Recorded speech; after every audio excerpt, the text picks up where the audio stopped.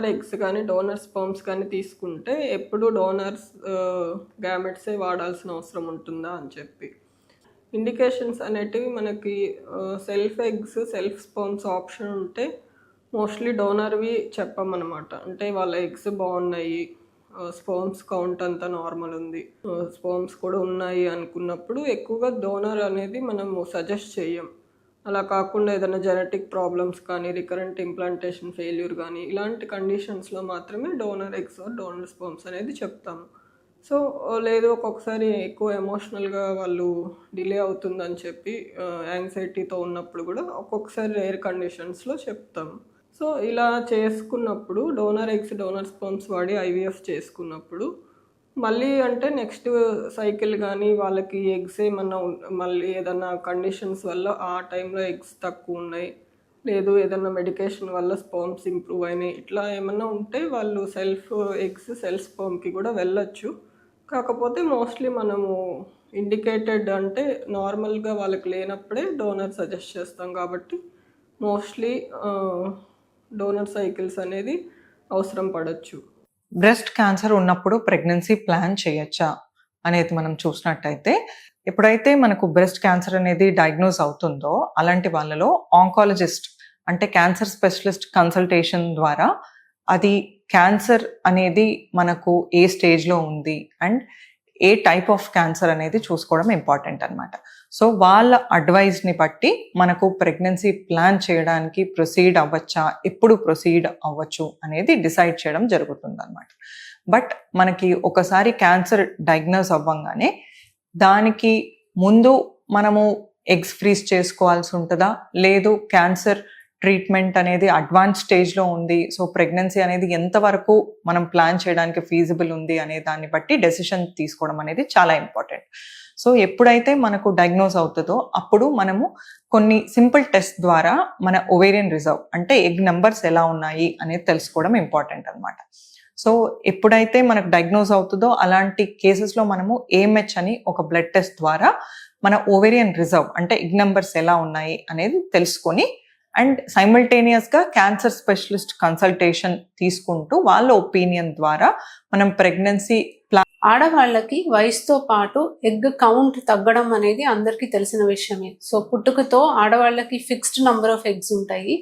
వయసు పెరిగే కొద్దీ ఈ ఎగ్ కౌంట్ తగ్గుతూ వస్తుంది. సో పెద్ద మనిషి అయిన దగ్గర నుంచి ప్రతి నెల కొన్ని వేల ఎగ్స్ బయటికి మనకి కనపడుతూ ఉంటాయి. దాంట్లో నుంచి ఒక ఎగ్గే మనకి రిలీజ్ అవుతుంది. సో ఎగ్ కౌంట్ తో పాటు చాలాసార్లు ఎగ్ క్వాలిటీ కూడా తగ్గుతుందండి. ఇది కూడా ఒక ఏజింగ్ ఫినామినల్, ఏజింగ్ ప్రాసెస్ అనే మనం చెప్పొచ్చు. సో ఎగ్ కౌంట్ ఒక్కసారి తగ్గిన తర్వాత దాన్ని మళ్ళీ మనము వెనక్కి తీసుకురాలేమండి. ఇట్స్ అన్ ఇర్రివర్సిబుల్ ఫినామినా అనమాట. సో మనం ఏ మందుల ద్వారా కానీ, ఇంజెక్షన్స్ కానీ, ఏ ట్రీట్మెంట్ ద్వారా కానీ ఎగ్ కౌంట్ ఒక్కసారి తగ్గితే దాన్ని మళ్ళీ వెనక్కి అయితే తీసుకురాలేము. కానీ ఎగ్ క్వాలిటీ అనేది మనం ఇంప్రూవ్ చేసుకోవడానికి కొన్ని లైఫ్ స్టైల్ చేంజెస్ అండ్ కొన్ని మెడికేషన్స్ అనేవి హెల్ప్ అవుతాయి. సో లైఫ్ స్టైల్ చేంజెస్లో ముఖ్యంగా చూసుకుంటే స్ట్రెస్ తగ్గించుకోవాలి, సరైన ఆహారం తీసుకోవాలి, యాంటీ ఆక్సిడెంట్ రిచ్ ఫుడ్ తీసుకోవాలి. సో బెర్రీస్ కానీ, మనకి కొన్ని నట్స్ కానీ, సీడ్స్ కానీ, ఇవన్నీ కూడా మనకి యాంటీ ఆక్సిడెంట్ రిచ్ ఫుడ్ తీసుకుంటూ ఉండాలి. వెయిట్ అనేది over weight and under weight ఉండకుండా రైట్ బిఎంఐ అనేది మెయింటైన్ చేయాలి. రెగ్యులర్ ఎక్సర్సైజ్ చేసుకుంటూ ఉండాలి. స్ట్రెస్ తగ్గించుకోవాలి, నిద్ర సరిగ్గా ఉండేలా చూసుకోవాలి. సో ఇలాంటి హ్యాబిట్స్ వల్ల యాంటీ ఆక్సిడెంట్స్ మీ బాడీలో పెరిగి ఎగ్ క్వాలిటీ ఇంప్రూవ్ అవడానికి అవకాశం ఉంటుంది. జెనెటిక్ లోపం వల్ల అబార్షన్స్ అవుతాయా? ఎగ్ మామూలుగా రిలీజ్ అయిన తర్వాత దాంట్లో క్రోమోజోమల్ అబ్నార్మాలిటీస్ ఏమన్నా అవునా, తర్వాత స్పర్మ్లో డిఎన్ఏ అనేది సరిగ్గా లేనప్పుడు, జెనెటిక్ మెటీరియల్ డిస్టర్బ్ అయి ఉన్నప్పుడు అబ్నార్మాలిటీస్ అనేది ఉంటాయి. ప్లస్ అబ్నార్మల్ ఎంబ్రియో ఫామ్ అయ్యి ప్రెగ్నెన్సీ ఇంప్లాంటేషన్ అవుతుంది. కానీ ఆ తర్వాత కొన్ని 6 weeks తర్వాత పెరగడం అనేది ఉండదు. అంటే 6 వారాల తర్వాత ప్రెగ్నెన్సీ పాజిటివ్ వచ్చాక పెరగకపోవడం వల్లనో, లేకపోతే పెరిగిన తర్వాత సడన్ గా హార్ట్ బీట్ అనేది ఫామ్ కాకపోవడమో, హార్ట్ బీట్ అనేది ఫామ్ అయ్యి తర్వాత నెక్స్ట్ స్కాన్లో హార్ట్ బీట్ అనేది కనిపించకపోవడమో, ఇలాంటి కండిషన్స్ చూస్తూ ఉంటాం. సో మామూలుగా ఏంటంటే హార్ట్ బీట్ అనేది అంటే గుండె చప్పుడు బిడ్డకి ఫామ్ అయ్యేది గర్భసంచిలో ఉన్నప్పుడు 6 వారాల తర్వాత ఫామ్ అవుతుంది. సో కొన్నిసార్లు ఏమవుతుందంటే 6 వారాల్లోనో లేకపోతే 7 వారాల్లోనో కొంచెము గుండె చప్పుడులాగా కనిపిస్తుంది. కనిపించిన తర్వాత అది కన్ఫామ్గా 8 వారాల తర్వాతనే తెలుస్తుంది.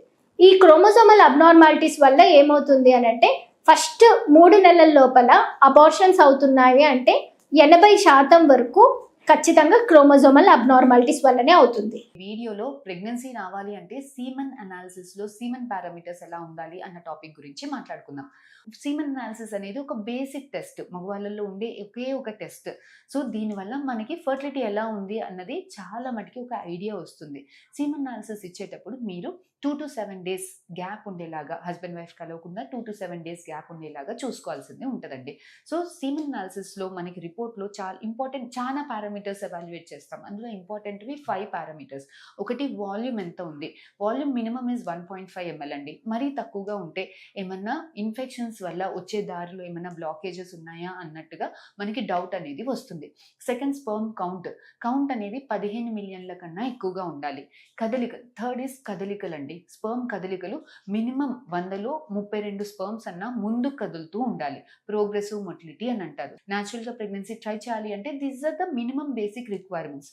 లాస్ట్ పారామీటర్ ఇస్ మార్ఫాలజీ అండి. అంటే షేప్ ఎలా ఉంది, కణం చూసినప్పుడు సైజు, హెడ్, నెక్, టెయిల్ సైజుల ప్రకారం ఉందా, షేప్స్ అంతా కరెక్ట్గా ఉందా, 100లో 4 స్పర్మ్స్ అన్న షేప్ ప్రకారం ఉండాలి. ద ఫిఫ్త్ పారామీటర్స్ ఏంటి అని అంటే పస్ సెల్స్ ఉన్నాయా, లోపల ఏదైనా ఇన్ఫెక్షన్ సెల్స్ ఉన్నాయా. So this is the basic requirement.